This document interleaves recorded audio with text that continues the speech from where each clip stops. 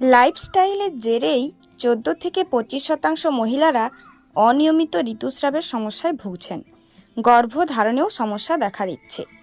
অনিয়মিত ঋতুস্রাবের হাত থেকে মুক্তি পেতে গেলে শরীরচর্চা থেকে শুরু করে ডায়েট সব কিছুর উপরেই জোর দিতে হবে। কমাতে হবে মানসিক চাপও। ওজনকে নিয়ন্ত্রণে রাখা, হরমোনের ভারসাম্য বজায় রাখার মতো অবস্থাগুলোও নিয়ন্ত্রণ করা জরুরি। আর এগুলো ডায়েটের মাধ্যমেই সম্ভব। তাই রোজ পাকা পেঁপে খান। এতে ক্যারোটিন রয়েছে, যা দেহে ইস্ট্রোজেনের ভারসাম্য বজায় রাখে, কমায় অনিয়মিত ঋতুস্রাবের সমস্যা।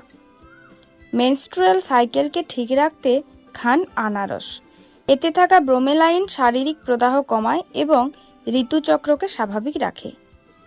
রোজ সকালে জোয়ান ভেজানো জল পান করুন। এটি ঋতুস্রাবের সময় হওয়া পেট ফাঁপা, তলপেটে ব্যথা, হজম থেকেও মুক্তি দেবে। অনিয়মিত ঋতুস্রাবের পিছনে বাড়তি সুগার লেভেলও দায়ী হতে পারে। দেহে ইনসুলিনের মাত্রা বজায় রাখতে দারুচিনি ভেজানো জল খান।